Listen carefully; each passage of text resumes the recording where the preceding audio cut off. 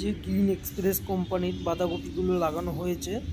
আর এখন মোটামুটি গাছটি লাগানোর বয়স চলছে 18 থেকে 20 দিনের বয়সে। এই যে দেখুন মাটিটাও বেশ শুকনো হয়ে গেছে।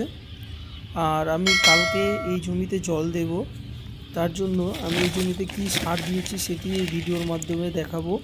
কী সার দেবেন এরকম সময়, এই সময়টা কিন্তু ফার্স্ট জল দেওয়া হচ্ছে।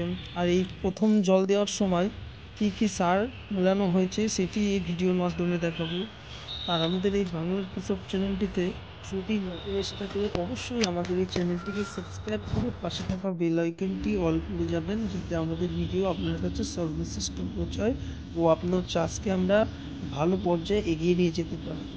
তো ভিডিওটি দেখুন আমি কী কী সার দিয়েছিলাম এই জমিটাতে, মোটামুটি এই বাঁধাকপিটাতে। এই জমিটার পরিমাণ হচ্ছে 5 কাঠা। তো এই 5 কাঠার মধ্যে দেওয়া হয়েছিল 10 কিলো সার। 10 কেজি কী কী সার রয়েছে, যেমন রয়েছে আমি এর মধ্যে দিয়েছিলাম হলো ইউরিয়া ও 10-26। এই যে দেখুন ইউরিয়া আর 10-26 বেশি কিছু দিল না, কারণ প্রথম সময় জল দেওয়া হচ্ছে, তার জন্য এই 10-26 ব্যবহার করলাম আমার এই বাঁধাকপিতে। আর এরপরেই আমার এই জমিতে জল দেওয়া শুরু হয়ে গেছিলো। আর 10-26-এর পরিমাণ রয়েছিল 5 কেজি, আর ইউরিয়ার পরিমাণ ছিল 5 কেজি। এই দুটোকে মিক্সড করে আমি জমিতে সার দিয়েছিলাম।